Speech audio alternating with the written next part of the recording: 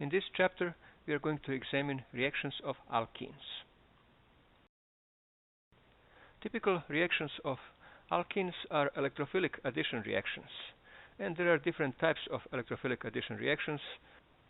They include reactions that proceed through carbocation as the reaction intermediate, those that proceed through a free radical as reaction intermediate, then those that proceed through cyclic intermediates or transition states, and finally separate classes of reactions are catalytic hydrogenation and various oxidation reactions.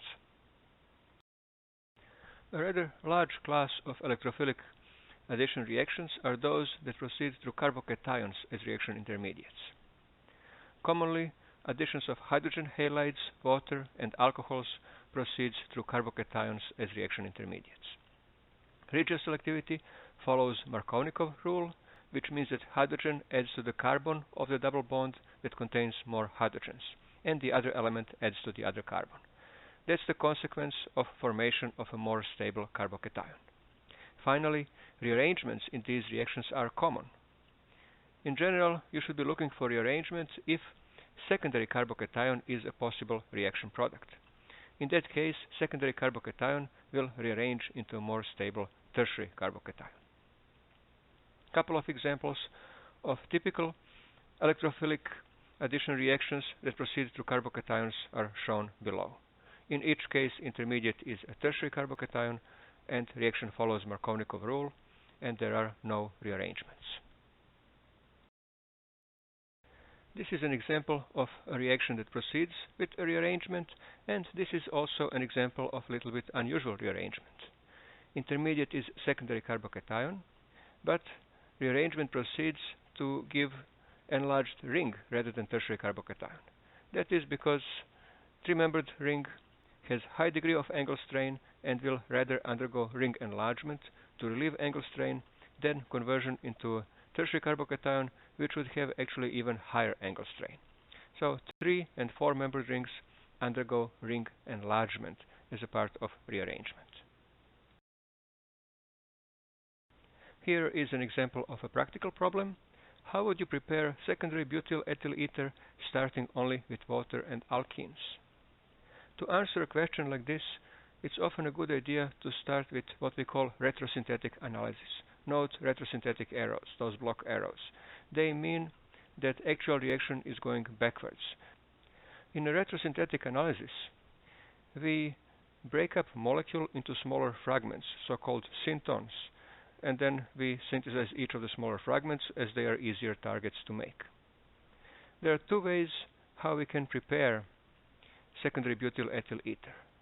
One is formation of an ether by reaction of secondary butyl alcohol with ethene.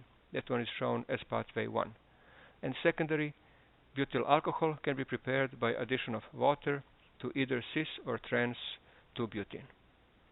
And even 1-butene would be suitable starting material, as Markavnikov addition to it would give 2-butanol. In the second pathway, shown on the right, pathway number 2, we have broken molecule into ethanol as alcohol and either cis or trans 2-butene. And then ethanol is prepared by addition of water to ethene. And here is how each synthesis would actually proceed. So synthesis now proceeds in reverse from retrosynthetic analysis. Pathway 1 would start with cis or trans 2-butene, acid catalyzed addition of water generates 2-butanol, and then acid catalyzed addition of 2-butanol to ethene gives desired target molecule, secondary butyl ethyl ether. Pathway 2 starts with addition of water to ethene in the presence of an acid catalyst to give ethanol, and then addition of ethanol, again acid catalyzed addition of ethanol to either cis or trans 2-butene gives the target molecule. Among the reactions that proceed through a free radical intermediate, only addition of HBr in the presence of peroxides is important. Addition of HBr through free radical mechanism occurs either in the presence of peroxide or when an ether is used as a solvent, because ethers typically contain peroxides as impurities. The common feature of these reactions is that they involve anti-Markovnikov regioselectivity. So this is a method for preparation of less substitute alkyl halides. Other alkyl halides, hydrogen chloride and hydrogen iodide, do not add through free radical mechanism, and even in the presence of peroxides or in an ether as a solvent, they will react through ionic mechanism. Another important point here is the stability of free radicals. Order of stability of free radicals is the same as the order of stability of carbocations we covered so far. So tertiary is the most stable, then secondary, then primary, and finally the least stable is methyl. The only difference is that relative differences in stabilities are a bit lower, and so primary and methyl radicals are still plausible reaction intermediates, while primary and methyl carbocations are not. Reactions that proceed through a cyclic intermediate or transition state involve addition of halogens, oxymercuration-demercuration reaction, and hydroboration-oxidation reaction.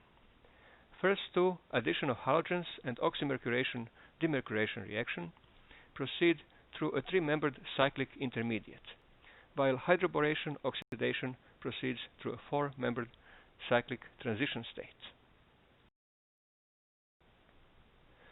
Addition of halogens and oxymercuration-demercuration reactions are anti-additions, which means that substituents add from the opposite sides of the double bond.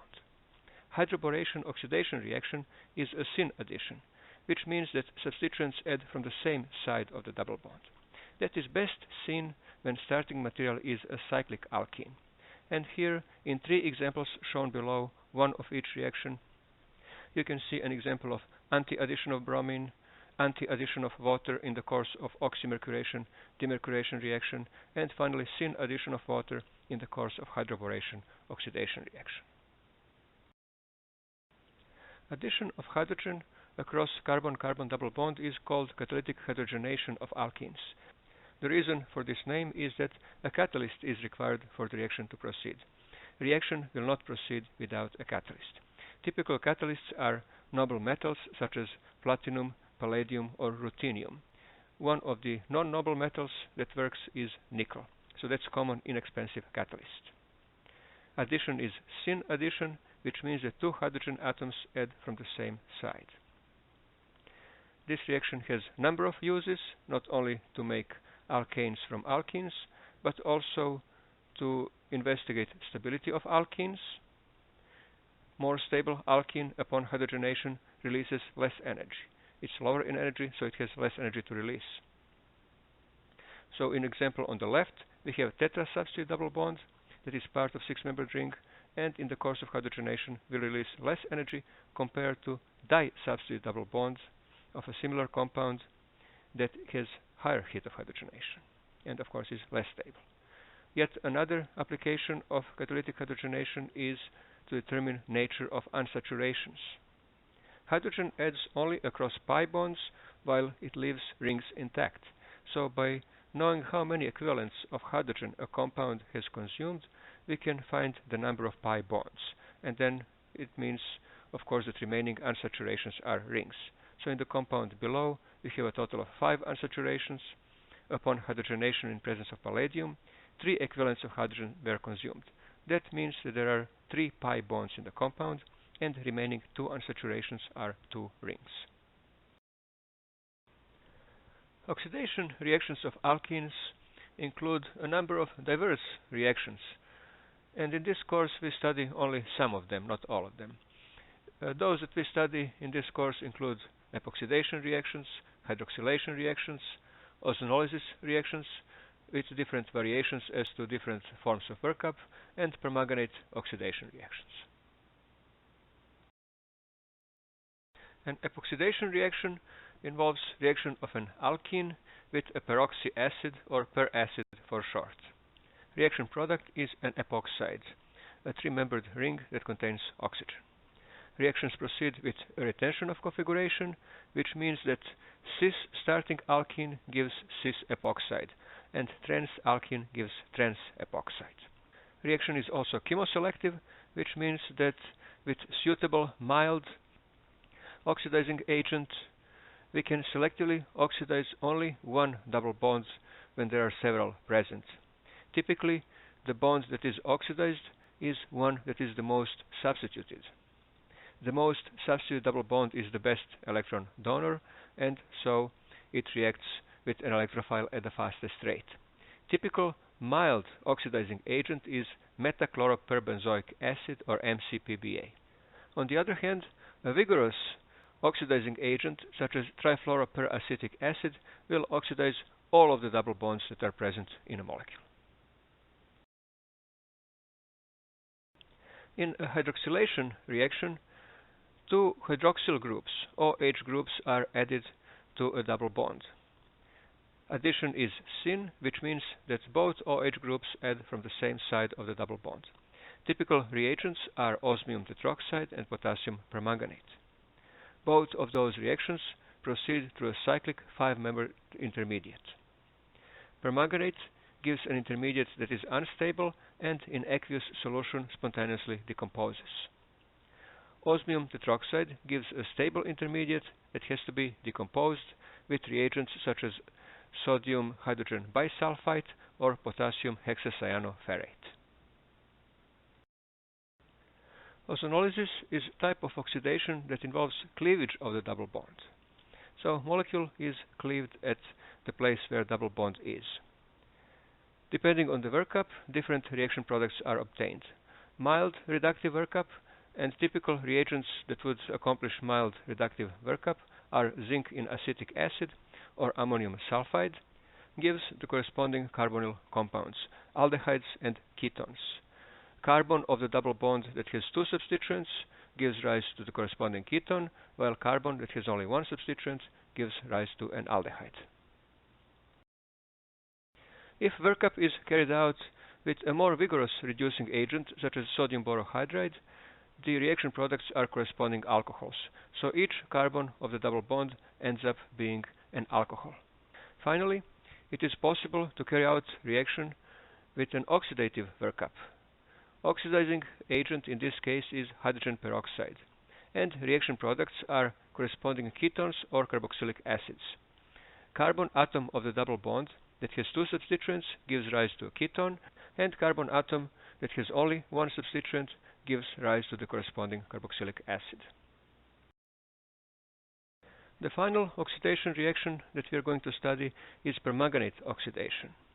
This reaction is very similar in the outcome to ozonization that is carried out under oxidizing conditions. That means followed by an oxidative workup. Typical reagent for permanganate oxidation is what we call warm basic permanganate. That means permanganate that has some hydroxide, usually sodium hydroxide, added to it, and reaction is carried out with heat. Alternative reaction conditions are to carry reaction at room temperature in presence of an acid. That is less common. So warm basic permanganate is the default reagent. Reaction products are ketones if the carbon of the double bond has two substituents, and carboxylic acids if carbon of the double bond has only one substituent. If carbon of the double bond has no substituents, if it is CH2 group, then reaction product is carbon dioxide. This completes our review of electrophilic addition reactions of alkenes.